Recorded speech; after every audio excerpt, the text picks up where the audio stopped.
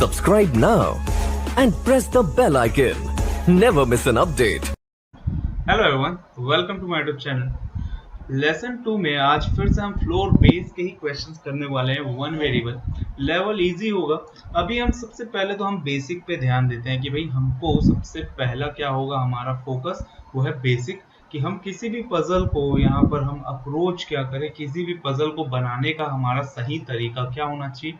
अगर आप सही तरीका जानेंगे पजल के तो क्वेश्चंस आप आसानी से सॉल्व कर सकते हैं। क्लियर? चलिए, तो यहाँ पर सबसे आज थर्ड क्वेश्चन देखेंगे। तो यहाँ पर हमने दो क्वेश्चन इससे पहले देखा था, तो आज फिर से दो क्वेश्चन देखने वाले हैं। तो कल दो क्वेश्चन हो गए, तो आज यहाँ पर हम करेंगे थर्ड क्वेश्चन।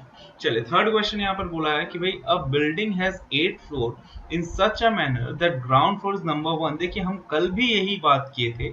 जब भी आपके पास इस टाइप का क्वेश्चन आता है फ्लोर बेस वाले, तो आपका इंफॉर्मेशन सेम रहता है। मतलब 8 फ्लोर दे दिया है, बोलेगा ग्राउंड फ्लोर नंबर 1 है and floor above it is number 2 and so on. Clear? उसके बाद यहाँ पर बोल देगा कि टॉप मोस्ट फ्लोर जो है, अगर यहाँ पर 8 फ्लोर है तो टॉप मोस्ट फ्लोर 8th वाला हो जाएगा, 9 फ्लोर है तो टॉप मोस्ट फ्लोर 9 हो जाएगा। क्लियर? तो ये यहाँ तक इंफॉर्मेशन हो गया।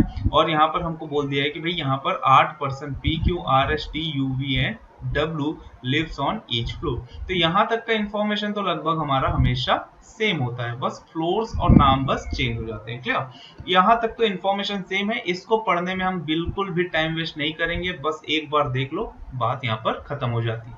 क्वेश्चन यहाँ से स्टार्ट होता है, R lives on third number floor. तो R कौन से फ्लोर में रहता है भाई? Third number floor. सबसे पहला काम क्या करना होता है हमको? नंबरिंग।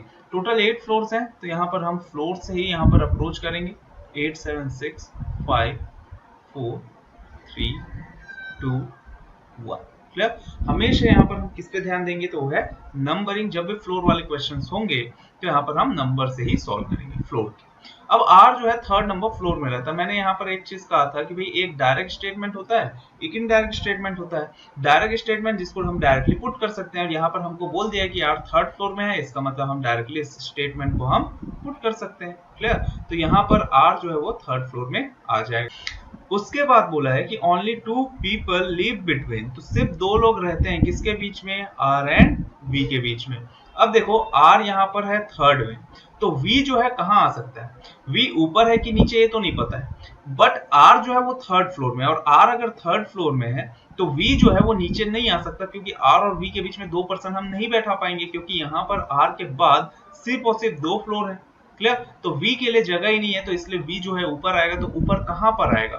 तो एक हो गया फोर्थ, एक हो गया फिफ्थ, ये दोनों गैप हो जाएंगे। देन यहाँ पर कौन आएगा? V। तो V कौन से फ्लोर में आ जाएगा? 6। तो अभी तक हमारे पास डायरेक्ट स्टेटमेंट मिलते गए, कंफ्यूज नहीं हुए, एक ही केस अभी तक बन रहा है। चलिए, फिर क्या लिखा हुआ है? W lives on floor immediate above the floor Q। अब देखो, W और Q से रिलेटेड दिया है कि W जो है Q के इमीडिएटली ऊपर रहता है। अब W जो है और Q जो है वो कहां पर है, कौन से फ्लोर में, ये तो हमारे पास इंफॉर्मेशन नहीं। और जो इंफॉर्मेशन नहीं रहता उसका हम क्या बना लेते हैं? तो उसका बना लेते हैं हम हिंट। क्लियर? तो हमारा पहला हिंट क्या हो जाएगा कि W जो है वो किसके इमीडिएट ऊपर रहता है? Q के। तो W is immediately above Q। तो W और Q जहां भी होंगे साथ में आएंगे। साथ में मतलब एडजेसेंट है, एक दूसरे से जुड़े हुए, मतलब एक के ऊपर एक है, साथ में आएंगे। क्लियर? इनके बीच में कोई भी सा गैप नहीं होगा, और W ऊपर है और Q नीचे। चलिए, फिर यहाँ पर लिखा है कि only 1 person live between T and U। तो T और U के बीच में सिर्फ 1% रहता है, और आगे T लिव्स अबो U ये दे दिया हमको कि T U के ऊपर रहता है, और T और U के बीच में 1%। अगर मैं फिर से इस केस में देखूं, ये सॉल्यूशन हमारा जो है, इसमें अगर मैं देखूं तो ना ही T है मेरे पास, ना ही U है, और यहाँ पर बहुत सारी पॉसिबिलिटी बन रही है T और U के लिए। क्लियर? अब देखो, इसको पुट करके देखते हैं। अगर मैं T को 8th में रख दूं, अगर मैं T को कहाँ रखूं? 8th में, तो मुझे U को कहाँ रखना पड़ेगा? 6th में। बट 6 में ऑलरेडी कौन है? V।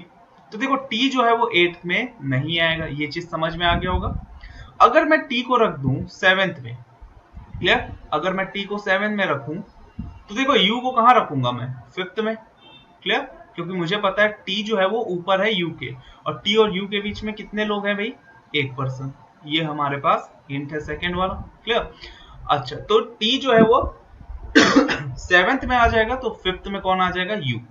अच्छा, T को और कहाँ रख सकते हैं? देखो, टी को अगर मैं फिफ्थ में रख देता तो यू को मुझे कहां रखना पड़ता, थर्ड में, बट थर्ड में कौन है, ऑलरेडी आर है, तो टी फिफ्थ में आता नहीं।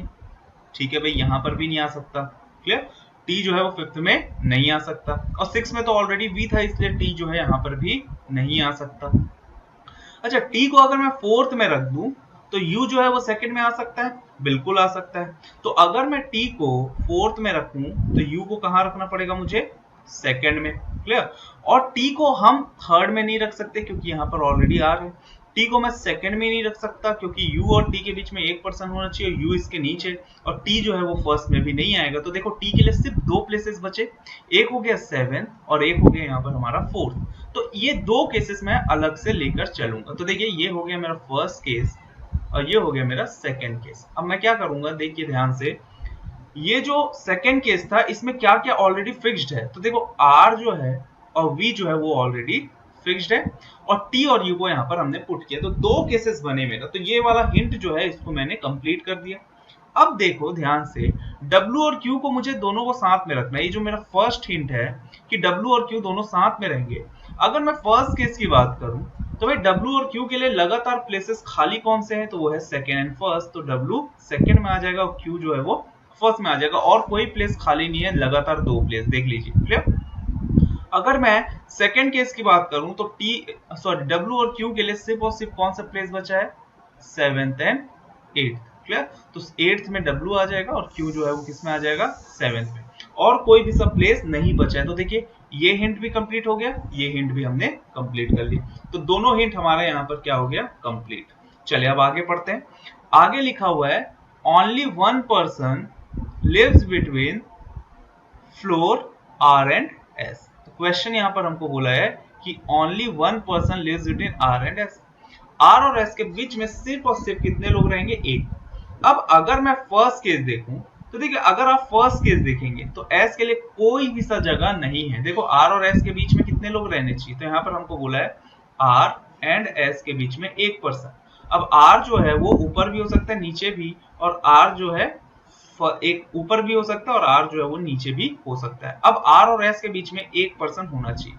R जो है फर्स्ट केस में हमारा थर्ड में है, अगर थर्ड में है R तो S के लिए या तो फिफ्थ प्लेस या तो मुझे चाहिए फर्स्ट प्लेस, और दोनों ही ऑक्यूपाइड है, एक में U बैठा हुआ है और एक में Q बैठा हुआ है। तो फर्स्ट केस तो मेरा कैंसल आउट हो जाएगा क्योंकि यहाँ पर S के लिए जगह नहीं है। सेकेंड केस की बात करें तो देखिए सेकेंड केस में देखो R जो है वो S जो है वो फिफ्थ में भी आ सकता है, और S जो है वो कहां आ सकता है, सेकेंड में, यहाँ पर फर्स्ट में भी आ सकता है, क्योंकि यहाँ पर भी एक पर्सन का है और यहाँ पर भी एक पर्सन का है।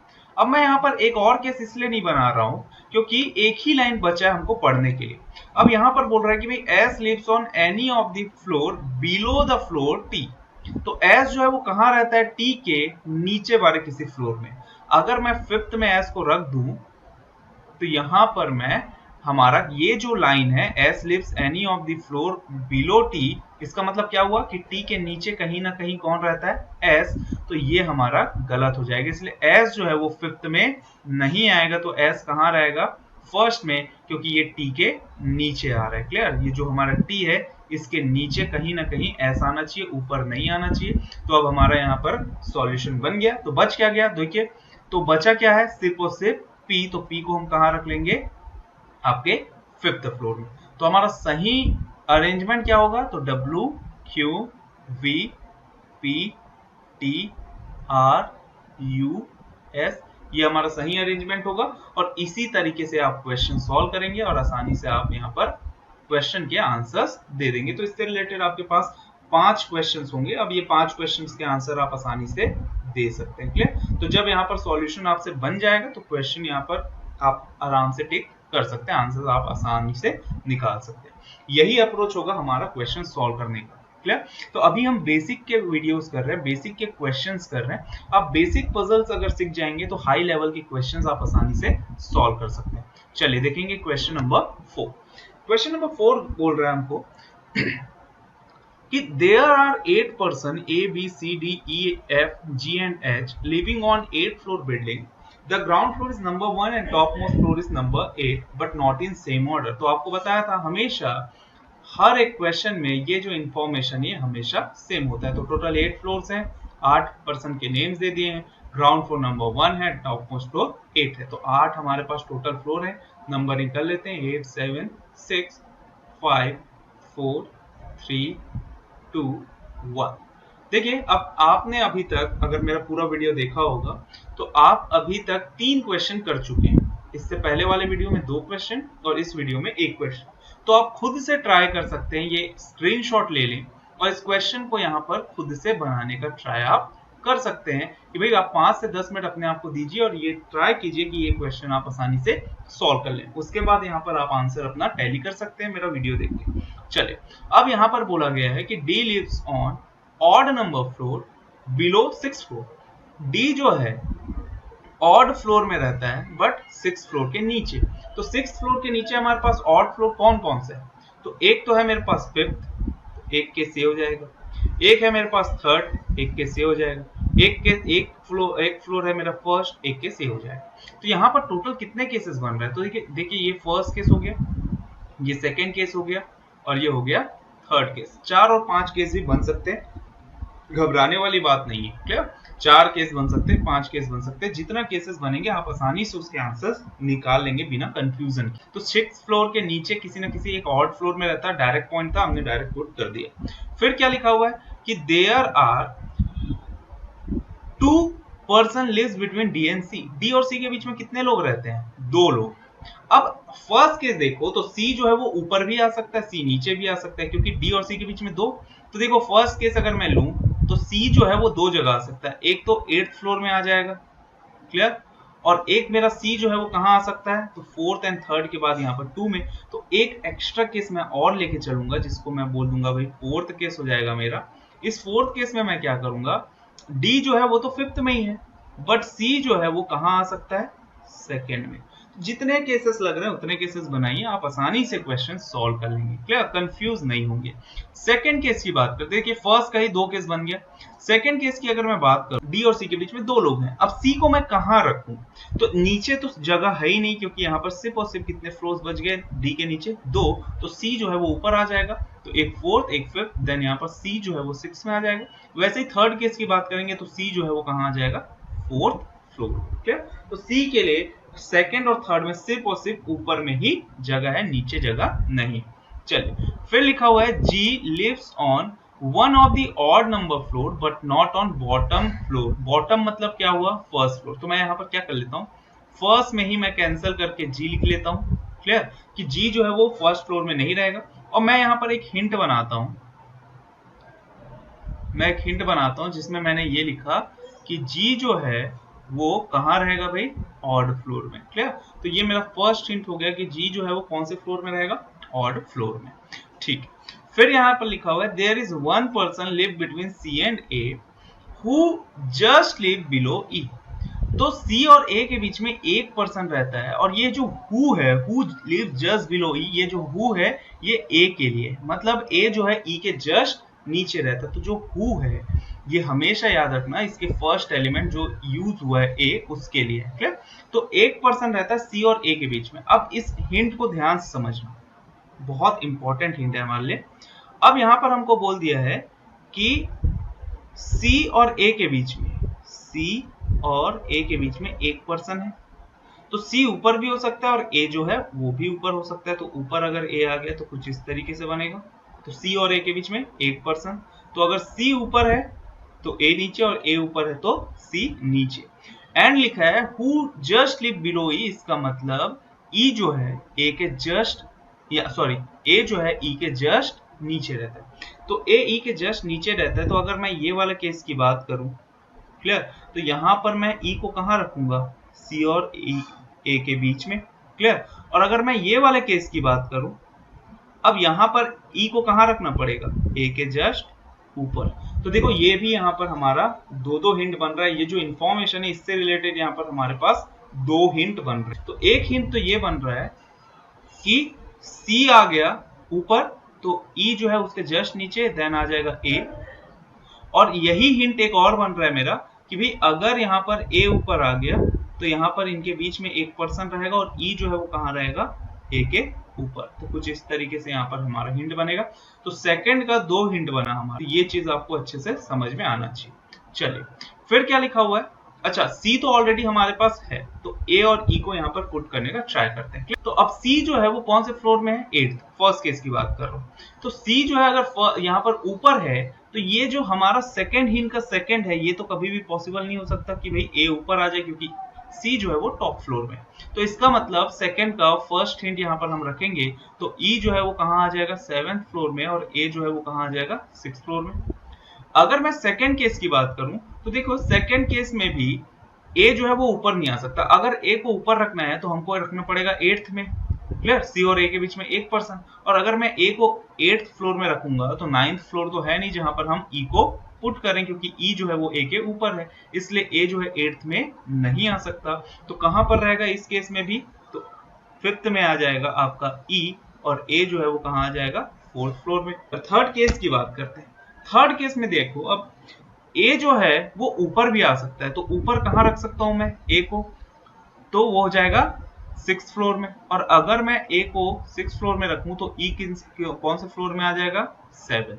और इसमें एक और केस बन सकता है जिसमें ए जो है वो यहां पर कहां आ सकता है, नीचे आ सकता है, सेकंड में, और ई जो है वो कहां आ सकता है, थर्ड में। तो ये दोनों ही केस बन सकते हैं, क्लियर। तो अभी मैं एक ही केस लेके बन रहा हूं, एक और केस यहाँ पर हमको बनाना पड़ेगा, ठीक है। तो यहाँ पर हमको ये चीज तो क्लियर हो गया कि सी जो है वो 4th में है, तो इस केस में, थर्ड वाले केस में, ए जो है वो नीचे भी आ सकता है। 4th केस की अगर मैं बात करूं तो देखिए 4th केस में हमको पता है कि भाई सी जो है वो 2nd फ्लोर में। अब सी 2nd फ्लोर में है तो ए का नीचे आने का तो यहाँ पर कुछ भी पॉसिबिलिटी नहीं है। तो मैं क्या करूंगा, ए को तो ऊपर ही रखना पड़ेगा, नीचे तो आएगा नहीं, और ए अगर ऊपर आएगा तो 4th में आएगा, और अगर 4th में आएगा तो ई के लिए कौन सा जगह चाहिए हमको, 5th फ्लोर, बट यहाँ पर ऑलरेडी कौन है, डी। तो ये वाला 4th केस हमारा क्या हो जाएगा, कैंसल आउट। तो 4th केस हमारा क्या हो गया यहाँ पर, कैंसल आउट। अब देखो यहीं पर इसी केस को मैं दो तरीके से बना सकता हूँ। थर्ड केस को, सी जो है वो आपका 4th में ही रहेगा, डी जो है वो कहाँ रहेगा आपका, फर्स्ट में, और ए और ई कहाँ कहाँ हो सकता है, तो भाई तो ए जो है आपका वो कहाँ कहाँ हो सकता है, तो ए 2nd में हो जाए, तो ई जो है वो कौन से फ्लोर में आ जाएगा, 3rd फ्लोर। तो ये दो तरीके से यहाँ पर हमारा केस बन सकता है, क्लियर। अब इसको क्यों बनाना पड़ा हमको, क्योंकि यहाँ पर ताकि हम कंफ्यूज ना हो जाए, इसलिए यहाँ पर हमको केसेस अलग से और एक बनाना पड़ा। तो यहाँ पर जगह नहीं, इसलिए यहाँ पर बना दिया, नहीं तो 5th केस करके अलग से हम यहाँ पर बनाए रहते उसको। चलिए तो इसको मैं यहाँ पर अलग से ले लेता हूँ कि भाई ये मेरा 5th केस है, ठीक है, इसको मैं 5th केस ही ले लेता हूँ। अब यहाँ पर हमको क्या बोला है आगे, the total number of person live between f and b is same as the total number of person living between f and a। तो अगर आपने मेरा कल का वीडियो देखा होगा तो उसमें मैंने आपको एक चीज बोला था कि ये वाला जो स्टेटमेंट है, ये वाले जो लाइंस हैं स्टेटमेंट, ये आपको अक्सर देखने मिलेंगे, और एक बार में समझ जाइए कि इसका मतलब क्या है। तो यहाँ पर देखो f और b है, और यहाँ पर f और a है, कॉमन कौन है दोनों में, तो f। तो अगर f कॉमन है इसका मतलब ये है कि f जो है वो हमेशा बीच में होगा, और आगे क्या लिखा है, b lives on below floor f। तो हमको यहाँ पर बोला गया है f जो है उसके नीचे किसी ना किसी फ्लोर में कौन रहता है, b। और मैंने एक चीज कहा था कि भाई total number of person, same number of person यहाँ पर रहते हैं f और b के, और f और a के बीच में, यही लिखा हुआ है, क्लियर। जो total number of person living between f and b is same as the total number of person living between f and a। मतलब f और b के बीच में दो लोग हैं तो f और a के बीच में दो, f और b के बीच में एक पर्सन है तो f और b के बीच में भी एक पर्सन होंगे। अब देखो b जो है वो नीचे है, तो इसका मतलब a जो है वो कहाँ आ जाएगा, ऊपर, क्लियर। तो यहाँ पर हमको b नीचे बोल दिया, इसका मतलब a जो है वो ऊपर आएगा, तभी ये वाला पॉइंट, ये वाला लाइन हम बना सकते हैं। आपको कल के वीडियो में एक्सप्लेन किया था, अगर आपने नहीं देखा वो वीडियो जरूर देखें, वहां पर बहुत अच्छे से आप समझ सकते हैं कि इस लाइन का मतलब क्या होता है, क्योंकि ऐसे लाइंस आपको बहुत देखने मिलेंगे। चलिए तो a और f और b के बीच में सेम नंबर ऑफ पर्सन, मतलब यहाँ पर जितने लोग होंगे उतने ही यहाँ पर भी होंगे, ठीक है। अब मुझे यहाँ पर फर्स्ट केस की बात करूं तो फर्स्ट केस में देखो a जो है वो 6th में है, तो मुझे f को कहां रखना पड़ेगा, तो f के लिए मेरे पास 4th फ्लोर है, 3rd फ्लोर है, 2nd फ्लोर है, 1st फ्लोर है, बट मैं यहाँ पर f को अगर 3rd में रख दूं, क्लियर, अगर 3rd में रख दूं तो b के लिए जगह कितना होना चाहिए, तो देखो a और f के बीच में कितने लोग हो जाएंगे, अगर मैं एफ को थर्ड में रख दूंगा तो ए और एफ के बीच में दो लोग हो जाएंगे, फिफ्थ और फोर्थ वाले। तो एफ और बी के बीच में दो होने चाहिए और एफ के नीचे बी। तो यहाँ पर अगर एफ थर्ड में है तो इनके बीच में, एफ और बी के बीच में दो पर्सन तो आ ही नहीं सकते, इसीलिए एफ थर्ड में नहीं होगा। फर्स्ट और सेकंड में भी नहीं हो सकता, क्योंकि अगर फर्स्ट में रख देंगे या सेकंड में रख देंगे तो ए और एफ के बीच में 2 से 3 पर्सन हो जाएंगे, तो बी के लिए जगह नहीं होगा। इसीलिए एफ को हमको कहाँ रखना पड़ेगा, तो एफ को रखना पड़ेगा हमको फोर्थ में। तो ए और एफ के बीच में कितने लोग हो गए हमारे पास, एक पर्सन। तो एफ और बी के बीच में भी कितने होने चाहिए हमारे पास, एक पर्सन। तो एफ जो है वो कौन से फ्लोर में, फोर्थ। तो बी जो है वो कौन से फ्लोर में आ जाएगा, सेकंड। क्लियर। तो एफ को और कहीं नहीं रख सकते, हमको कहाँ रखना पड़ेगा, फोर्थ में। चलिए सेकंड केस की बात करते हैं। सेकंड केस में यहाँ पर हमको बोला गया है कि भाई ए जो है वो कौन से फ्लोर में दिख रहा है हमको ए जो है हमको दिख रहा है सेकंड फ्लोर में। अब एफ को मैं कहाँ रख सकता हूँ, एफ को अगर मैं सेकंड में रख दूं तो बी को तो नीचे ही रखना पड़ेगा एफ के। तो ए और एफ के बीच में कितने पर्सन है, एक। तो एफ और बी के बीच में कितने पर्सन होने चाहिए, एक। बट यहाँ पर बी के लिए तो जगह है ही नहीं, तो इसलिए सेकंड केस हमारा आसानी से कैंसिल आउट हो जाएगा। चलिए थर्ड केस की अगर मैं बात करूं तो देखिए ए जो है वो कौन से फ्लोर में, 6th फ्लोर में। तो अगर मैं एफ को मान लो फिफ्थ में रख दूं तो ए और एफ के बीच में 0%, तो एफ और बी के बीच में 0% होना चाहिए, बट यहाँ पर ऑलरेडी कौन है, सी। तो इसलिए एफ यहाँ पर नहीं आएगा। अब एफ यहाँ पर नहीं आएगा तो कहाँ आ सकता है, तो एफ को अगर मैं यहाँ रख दूं थर्ड फ्लोर में, तो ए और एफ के बीच में कितने लोग हो गए, तो ए और एफ के बीच में 1 2, तो एफ और बी के बीच में कितने होने चाहिए, 2। तो यहाँ पर नीचे देखोगे तो सिर्फ 2 ही फ्लोर बचा, तो इसीलिए यहाँ पर एफ जो है थर्ड में भी नहीं आ सकता। तो इसी तरीके से यहाँ पर मैं एफ को सेकंड में भी नहीं ला सकता थर्ड केस में। क्लियर। क्योंकि एफ अगर मैं सेकंड में रख दूं तो ए और एफ के बीच में कितने हो गए, 3%, तो बी के लिए यहाँ पर जगह नहीं, इसीलिए यहाँ पर थर्ड केस पॉसिबल हमारे लिए नहीं होगा। क्योंकि ये जो केस है हमारा, ये जो हिंट है हमारे पास, इसको हम पुट नहीं कर पाएंगे। क्लियर। कहीं पर भी इसको आप पुट नहीं कर पाएंगे थर्ड केस में, क्योंकि ए और एफ के बीच में सेम नंबर ऑफ पर्सन होना चाहिए और एफ और बी के बीच में उतने जितने पर्सन है उतने ही ए और एफ के बीच में भी होने चाहिए। तो थर्ड केस यहाँ पर हमारा हो जाएगा कैंसल आउट। फोर्थ केस तो कैंसल आउट हो चुका है, तो हम यहाँ पर क्या करेंगे, फिफ्थ केस की। अब फिफ्थ केस देखो तो ए जो है वो कौन से फ्लोर में है, सेकेंड फ्लोर में। तो एफ के लिए तो जगह है ही नहीं, यहाँ पर एफ नीचे आएगा। क्लियर। और एफ के नीचे बी आएगा, तो यहाँ पर ये केस भी हमारा क्या हो जाएगा, कैंसल आउट। क्योंकि यहाँ पर ए जो है ऑलरेडी किस में है, सेकंड फ्लोर में, और हमको पता है कि ए जो है उसके नीचे एफ आएगा और उसके नीचे कौन आएगा, बी। तो यहाँ पर हम पुट नहीं कर पाएंगे। तो ये जो है हमारे केसेस कौन कौन से कैंसल आउट हो गया, सेकंड कैंसल हो गया, थर्ड कैंसल हो गया, फिफ्थ हो गया और फोर्थ हो गया। तो ये चारों केसेस यहाँ पर हमारा कैंसिल हो गया। तो बचा कौन सा केस, फर्स्ट। तो यही हमारा सही हो जाएगा। तो ये बन गया हमारा। अब बच क्या गया, तो हाँ अब हमारा हिंट यहाँ पर बचा हुआ है सिर्फ और सिर्फ फर्स्ट। तो जी जो है वो ऑड फ्लोर में रहेगा, बट फर्स्ट में नहीं रहेगा, तो कहाँ रहेगा, वो रहेगा थर्ड में। तो जी थर्ड में आ जाएगा। तो बचा क्या, ए हो गया, बी हो गया, सी हो गया, डी आ गया, ई हो गया, एफ, जी देन हो गया। अब बचा क्या, एच। तो यहाँ पर फर्स्ट फ्लोर में कौन आ जाएगा, एच। तो इस तरीके से यहाँ पर हमको क्वेश्चन सॉल्व करना है। अब ये हमारा हो गया सॉल्यूशन। अब इससे रिलेटेड 5 क्वेश्चंस अगर आपको देते हैं तो आप आसानी से बना लें। तो ये जो क्वेश्चन था ये थोड़ा सा यहाँ पर मैं बोल सकता हूँ इजी लेवल से थोड़ा सा ऊपर था, क्योंकि यहाँ पर थोड़ा हमको यहाँ पर टाइम टेकिंग था। तो ऐसे क्वेश्चंस आपके यहाँ पर पीओ के एग्जाम से पूछे जाते हैं। जब भी आप पीओ के प्रीलिम्स के एग्जाम दिलाते हैं तो उसमें ऐसे क्वेश्चंस यहाँ पर आपके पूछे जाते हैं। क्लियर। तो आपको डिफरेंस पता होना चाहिए पीओ के प्रीलिम्स में क्या आता होगा, और अगर आप यहाँ पर क्लर्क का एग्जाम की तैयारी कर रहे हैं तो क्लर्क के प्रीलिम्स में कैसा आता है। तो होप सो आपको ये वीडियो समझ में आया हो। ऐसे क्वेश्चंस ही आपको सॉल्व करना है प्रीलिम्स की अगर आप तैयारी कर रहे हैं। आपके अपकमिंग एग्जाम्स की अगर हम बात करें तो अभी तक आपका एसबीआई पीओ का नोटिफिकेशन नहीं आया है।